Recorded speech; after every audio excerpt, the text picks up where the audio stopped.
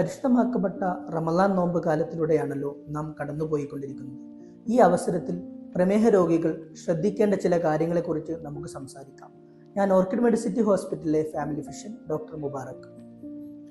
13 മുതൽ 14 മണിക്കൂർ വരെ നീണ്ടു നിൽക്കുന്ന നോമ്പുകാലമാണല്ലോ ഈ വർഷം നമുക്കുള്ളത്. അതുകൊണ്ട് തന്നെ ഹൈപ്പോഗ്ലൈസീമിയ അഥവാ ഷുഗർ ലെവൽ കുറയുന്ന അവസ്ഥക്ക് വളരെ സാധ്യത കൂടുതലാണ്.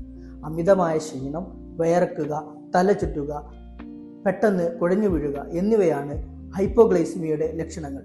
നോമ്പ് കാലത്ത് പ്രമേഹ രോഗികൾ ഇൻസുലിൻ അല്ലെങ്കിൽ മരുന്നുകൾ യഥാക്രമം എടുക്കാത്തതിനാൽ ഹൈപ്പർഗ്ലൈസീമിയ അഥവാ ഷുഗർ അമിതമാവുന്ന അവസ്ഥക്ക് സാധ്യത വളരെ കൂടുതലാണ്. അമിതമായ ക്ഷീണം, ദാഹം, ഇടക്കിടക്ക് മൂത്രമൊഴിക്കേണ്ടി വരിക എന്നിവയാണ് ഹൈപ്പർഗ്ലൈസീമിയയുടെ ലക്ഷണങ്ങൾ. ഇത്തരം ലക്ഷണങ്ങൾ കണ്ടാൽ നോമ്പ് ഒഴിവാക്കുകയും ഡോക്ടറെ പോയി കാണിച്ച് യഥാക്രമം മരുന്നുകൾ ചിട്ടപ്പെടുത്തി സുഗമമായ രീതിയിൽ നോമ്പ് മുന്നോട്ട് കൊണ്ടുപോകാൻ നമ്മൾ ശ്രമിക്കേണ്ടതാണ്.